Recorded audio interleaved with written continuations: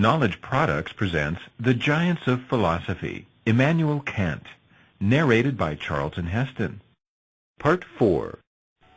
At this point, we have to introduce two of Kant's important distinctions. First, Kant sometimes uses the Latin phrase a priori, which in Latin means from the beginning. At other times, he uses the phrase a posteriori, which means from the end or conclusion. Kant uses these terms to describe two different kinds of knowledge. Sometimes we know something solely through reason, a priori knowledge. Sometimes we know something only when experience is combined with reason, a posteriori knowledge. Kant explains the difference this way. If there is any knowledge that is independent of experience and even of all impressions of the senses, such knowledge is entitled a priori and distinguished from the empirical, which has its sources a posteriori, that is, in experience. He clarifies his point by adding, we shall understand by a priori knowledge not knowledge independent of this or that experience, but knowledge absolutely independent of all experience. In Kant's terms, then, all knowledge is either before experience, a priori, or after experience, a posteriori. In these terms, rationalists hold that all knowledge is a priori, while empiricists hold that it is a posteriori. Kant's second distinction is between analytic and synthetic statements.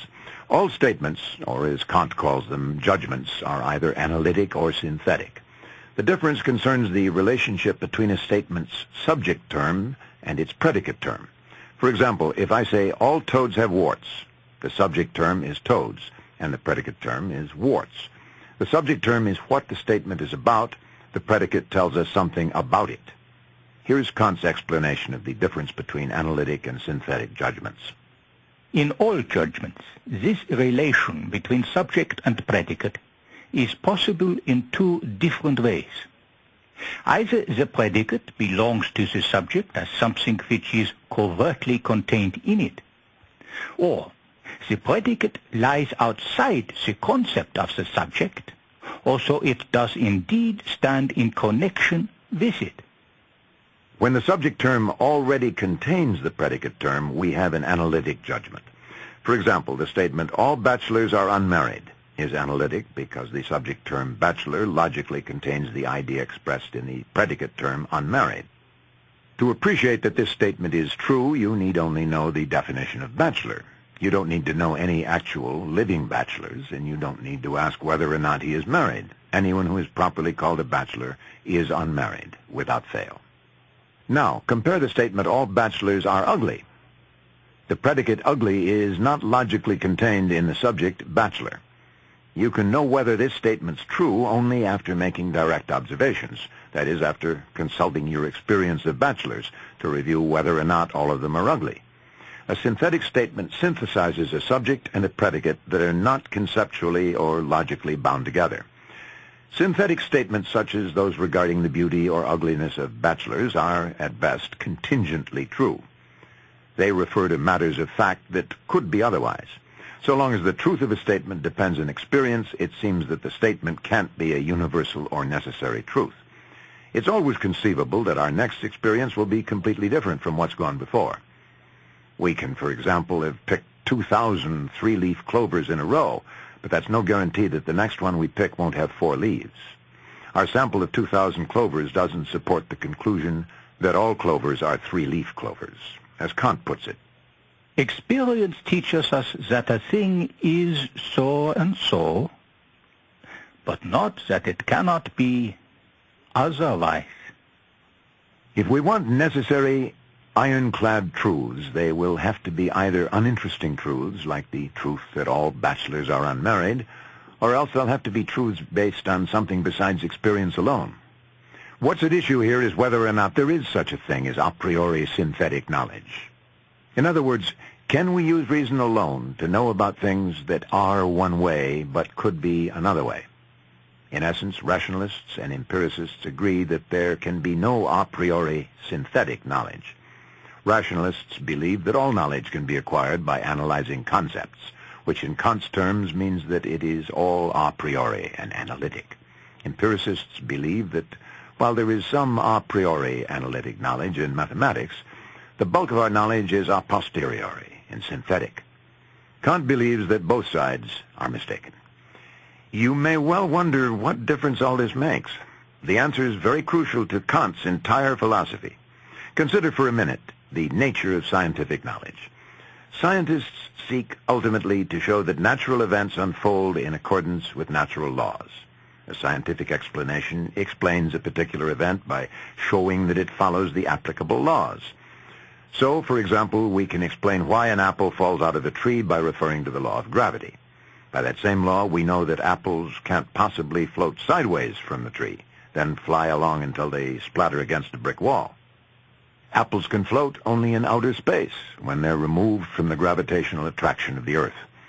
Physicists can make very precise and certain predictions about these sorts of things. Now, what's the basis for this sort of scientific knowledge? The law of gravity is not analytic, but synthetic. It says that objects with mass always attract one another. This law couldn't possibly be learned merely by analyzing the concept of an object. So, aren't all synthetic statements a posteriori, that is, based on experience? If so, then we can't say for sure that gravitational attraction is a universal law of nature. We have enough experience to say only that gravitation is an odd feature of certain objects like the Earth. But physics treats the law of gravity as a universal and necessary truth, even though the statement of the law is synthetic. Kant says that natural science contains many a priori synthetic judgments. I need cite only two such judgments. That in all changes of the material world, the quantity of matter remains unchanged, and that in all communication of motion, action and reaction must be equal. Both propositions, it is evident, are not only necessary, and therefore in their origin a priori, but also synthetic. For in the concept of matter, I do not think is embodied its permanence, but only its presence in the space which it occupies. The proposition is not, therefore, analytic, but synthetic, and yet it is thought a priori. And so likewise are the other propositions of the pure part of natural science. Kant is making the point that our scientific knowledge does not just summarize past experience. It anticipates and predicts future experience. Science makes judgments about the way things are, expressed as the universal laws of nature, before we've experienced all the possible events to which the law applies. David Hume began with the assumption that all of our knowledge of the external world comes from sensory experience. He used such words as sensation and sentiment to mean this sort of experience. The materials of thinking are derived from our outward or inward sentiment. The mixture and composition of these alone belongs to the mind and will. Since past experiences can never prove that future events must necessarily be similar, Hume concluded that causal explanations in science are illusory. For Hume, the so-called laws of nature are not laws, at least so far as human beings are capable of knowing. One of Kant's purposes in the critique is to vindicate scientific knowledge against Hume's challenge. He wants to show that synthetic a priori knowledge does in fact exist, and this knowledge includes causal laws. The question was not whether the concept of cause was right, useful, and even indispensable for our knowledge of nature. For this Hume had never doubted. But whether that concept could be thought by reason, a priori, and consequently, whether it possessed an inner truth independent of all experience. This was Hume's problem. Kant goes on to credit Hume with inspiring his own problem. I openly confess that my remembering David Hume was the very thing which many years ago first interrupted my dogmatic slumber and gave my investigations in the field of speculative philosophy a quite new direction. Hume's challenge led Kant from the problems of scientific rationality into a much wider field. I tried first whether Hume's objection could not be put into a general form, and soon found that the concept of the connection of cause and effect was by no means the only concept by which the understanding thinks the connection of things a priori, but rather that metaphysics consists altogether of such concepts. Kant's great critique is his effort to work out Hume's problem, transformed now into this wider concept of the problem. Kant believes that scientific knowledge can be accounted for philosophically. We're now prepared to examine how he accomplishes this difficult task.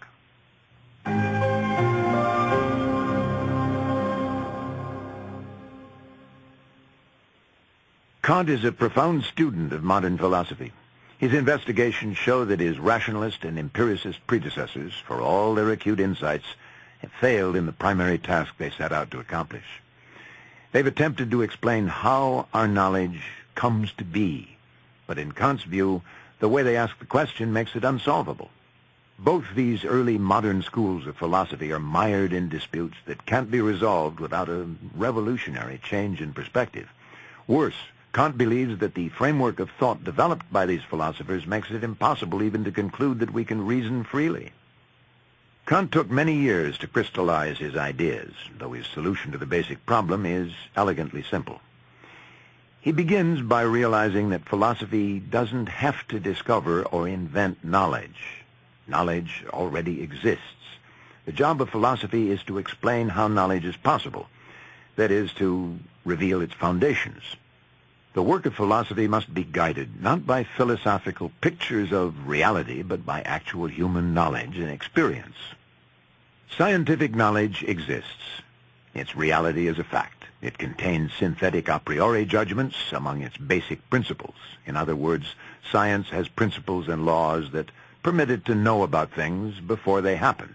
It can make predictions. The task of philosophy is simply to explain how this is possible. That is, to explain how synthetic a priori knowledge is possible. Kant writes of his new strategy. This experiment succeeds as well as could be desired, for the new point of view enables us to explain how there can be knowledge a priori, and in addition, to furnish satisfactory proofs of the laws which form the a priori basis of nature. Neither achievement being possible on the procedure hitherto followed. What is Kant's new point of view? He describes it as his Copernican hypothesis. It imitates the scientific revolution brought about by the 15th century Polish astronomer Nicholas Copernicus. Copernicus was the first to propose that the Earth and other planets revolve around the sun, overthrowing the existing idea that the sun and other planets revolved around the Earth. Copernicus's hypothesis, with adjustments, made much better sense of the observations astronomers had made up to that time. Copernicus had not seen anything new. He'd simply discovered how best to understand what had already been seen. So too with Kant. He puts forward not a new species of knowledge, but only a new way of understanding it. His discovery is a basic reorientation in our thinking. Here's how Kant describes his new point of view. Hitherto, it has been assumed that all our knowledge must conform to objects. But all attempts to extend our knowledge of objects by establishing something in regard to them a priori, by means of concepts, have on this assumption ended in failure. We must therefore make trial whether we may not have more success if we suppose that objects must conform to our knowledge. In other words, if we suppose that our ideas and concepts are taken from objects, we can never find a universal truth.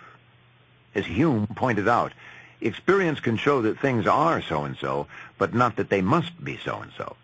In these terms, the achievements of modern science can't be explained. Scientific observations alone can't prove that the supposed laws of nature are accurately described in today's scientific theory.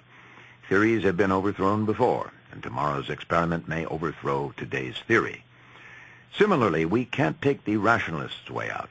They argue that all of our knowledge is derived from innate ideas. and is therefore a priori an analytic. But the thesis that all scientific truths are analytic is clearly wrong. For example, Copernicus didn't explain his famous astronomical theory purely on the basis of concepts. Like all scientists, he relied in part on empirical observations. If the rationalist view makes any sense at all, we must hypothesize what Leibniz called a pre-established harmony between our innate built-in ideas and the design of nature. Leibniz says that this harmony was established by our Creator. It follows from the perfection of the Supreme Author that not only is the order of the whole universe the most perfect possible, but also that each living mind must have its perceptions well regulated and compatible with all the rest. For Kant, Leibniz's view is useless because it merely assumes the relationship between ideas and nature that we're trying to explain. Kant believes that the natural world we experience is a product of our own reason, though he doesn't share Spinoza's belief that nature and mind are the same thing. Kant rejects even the idea of perfect knowledge. He believes human understanding is always limited. In fact, he thinks that the achievements of reason can't be explained unless we understand and acknowledge the limitations of our rational faculty. Kant says we must give up the simplistic assumption that objects are just out there. We mustn't believe that acquiring knowledge is like taking a snapshot of things as they are. This image of how knowledge is acquired has some value at the empirical level, but none at the transcendental level, which is what Kant is talking about. At the transcendental level, we're concerned with how we're conscious of things rather than of what we're conscious. At this level, Kant says that our faculty of knowledge, the understanding, contains certain a priori rules. The understanding has rules which I must presuppose as being in me prior to objects being given to me, and therefore as being a priori. These rules find expression in a priori concepts, to which all objects of experience necessarily conform, and with which they must agree. The rules of the understanding shape and design its operations, just as the rules of a game, like chess, shape and design that game. The rules of each game, chess, badminton, hide-and-seek, are the game. They define its reality. The rules make the moves within each game meaningful. To see this, just imagine you'd never before heard of chess or seen it played. What would you make of two people playing chess? To you, the movement of pieces, the long moments of inaction between moves would make no sense at all. The players would seem odd, doing inexplicable things with funny little statues, punctuated by pauses. You might guess they were playing a game, but the game would make no sense to you until you learned the rules. According to Kant, the basic fundamental rules of the understanding work just like the rules of a game. But in this case, the game is our experience, knowledge, or consciousness. The sorts of things that we experience and what they mean to us are determined by the rules of our understanding. These rules determine the game, the world in which we live. When we learn the rules of our understanding, we also learn about those things that must be true in our experience. For example, Kant says that one of the basic rules of our understanding is that there is a principle of causality. Using this principle, we organize events in a sequence of causes and effects. Now, if the rule of causality really is a basic rule of human understanding, then every event we perceive will conform to it. In fact, says Kant, this particular rule is the ultimate basis for every scientific investigation. Scientists never suppose that events happen for no reason at all. They always seek to find the cause of an event, not to discuss whether it has a cause. With his Copernican hypothesis as his guide, Kant sets out to study the operations of the human understanding, seeking to discover its rules or laws.